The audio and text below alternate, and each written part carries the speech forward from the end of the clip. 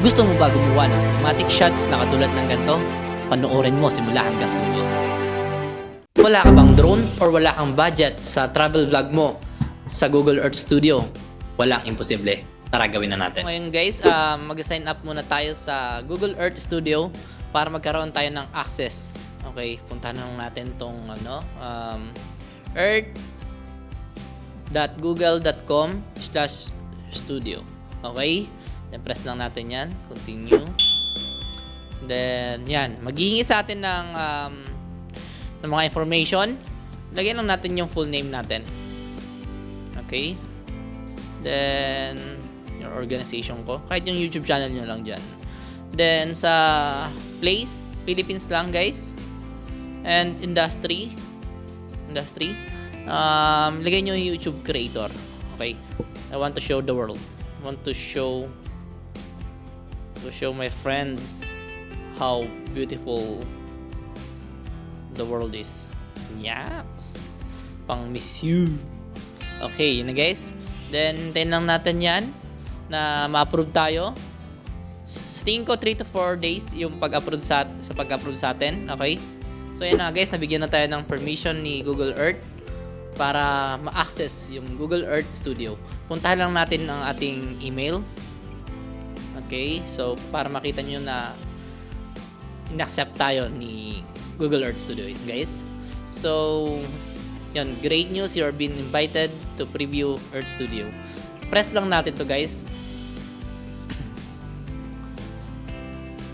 Okay, then ito agad ang makikita nyo sa first page. And merong blank project. And pag press itong arrow, merong quick starts or meron ding open project pag nakagawa na kayo. Okay? Then guys, ito ang pipiliin kong quick start kasi may default na cinematic video dyan. Okay? Press ko na tong quick start. Then yan, merong zoom to, orbit, then point to point, then spiral, then press natin tong arrow. Then meron pang fly to and orbit. Ito ang kadalasan ng mga ginagamit ng mga vlogger para parang pupunta sila sa sa lugar, sa mga travel video nila. Okay? Then ito ang pipili natin, tong fly to and orbit. Parang tsura ng drone. Okay? Then pipiliin ko na yung pinuntahan ko ng isang araw sa Roma, sa Colosseum. Yan, yes, itong Roma. Okay. Then, guys, kailangan updated yung yung Google Chrome nyo kasi minsan hindi mag-appear yung 3D na itsura niya. And karamihan pa hindi pa updated yung halimbawa sa Pilipinas. Karamihan doon sa Pilipinas hindi pa updated yung place. So, hindi pa masyado makikita. And ito na yan guys, yung Colosseo. Press lang natin dyan, yan. Sa gitna. Then, yan, araw na to.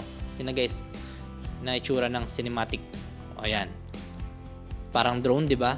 Then kung mas gusto nyo pa mas malapit, pwede nyo tong gawin tong end altitude. Yan guys, yan, para bumaba siya. Yan.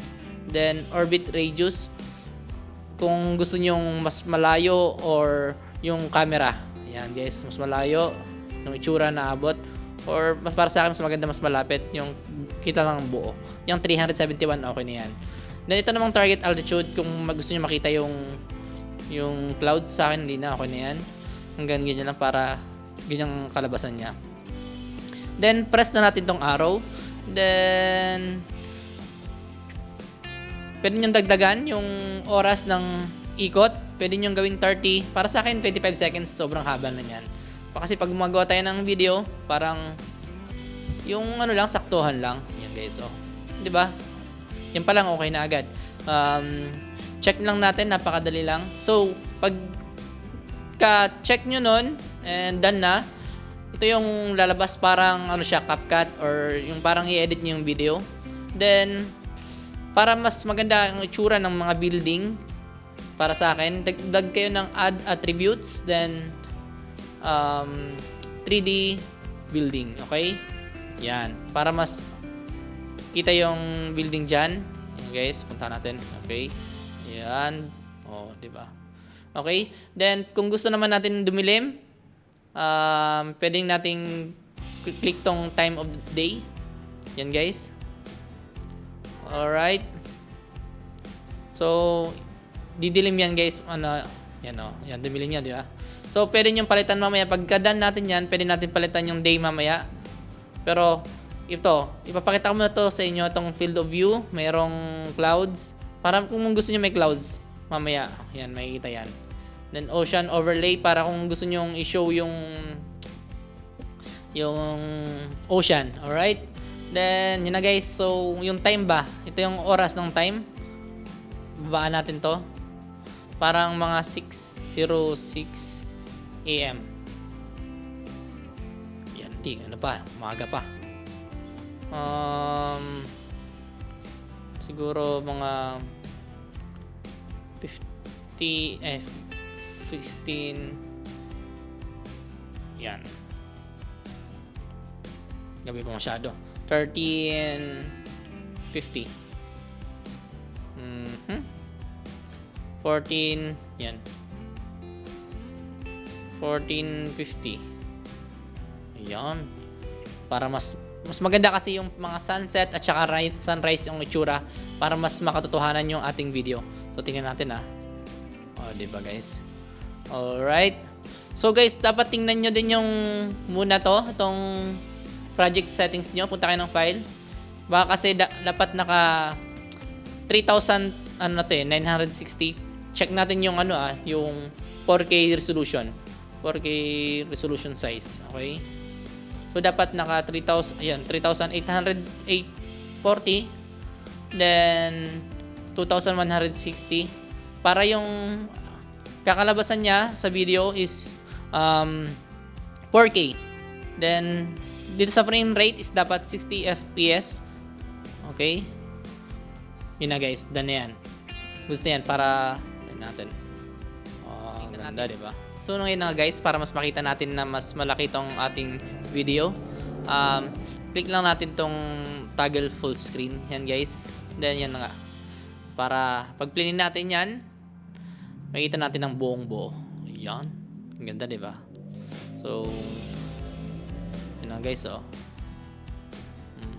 Pag pinasa sa atin to, walang delay yan. Sa video lang natin medyo delay kasi ine-edit pa natin. Pero once na ipadala sa atin ni Google Earth na, maganda nang kakalabasan yan. Okay? Yun na guys. Okay. Ngayon guys, kung tapos na kayo sa pag-edit, and pwede na natin tong i-render. Okay? Punta lang tayo dito sa taas, yung render na yan. And yun guys, nakita nyo, napaka-smooth ng ngayon, itsura nito. So itong guys, itong pangalanan natin ng Roam drone shot, di ba? Okay? Then piliin natin tong video, guys, para i-render to guys sa sa cloud diretso, okay? Then i-email sa atin 'yan. Lalagay niyo diyan yung nyo. I-wait na lang natin kung kailan ipapadala sa atin 'yon. Pero wala pang 30 minutes papadala na agad yan. Okay? Then frames, tama na yan guys, 2900. Itong 4K yan, 4,000 nanto, naka 4K resolution na yan. Okay? Button right. So ngayon wala na tayong babaguhin diyan. Then punta tayo ng advanced 3D tracking data, texture, clean. Yan dapat clean yan guys Okay, magkakamali. Okay, yan lang niyan, yung itsura niyan. Okay, then submit na natin yan guys. Okay? Diretso na yan sa ating email. I-download na lang natin. Okay? So ngayon wala pang siguro wala pang 5 minutes napasa na agad sa atin ni Google Earth yung ating video na ginawa ito, guys. So pwede rin natin makita kung kailan natapos ito, guys. So nakita, delivered na. Okay? So balikan natin, render. Tapos itong destination, cloud renders. Yan. Roam drone shot. So na-delivered na. Tingnan natin sa ating email. Yan na guys. Then download nyo na lang. Ayun na. So wait na lang tayo na ma-download to. Then ayun na guys, done. Papakita ko sa inyong, makikita nyo na lang kung anong kinalabasan nito sa ating screen. Okay.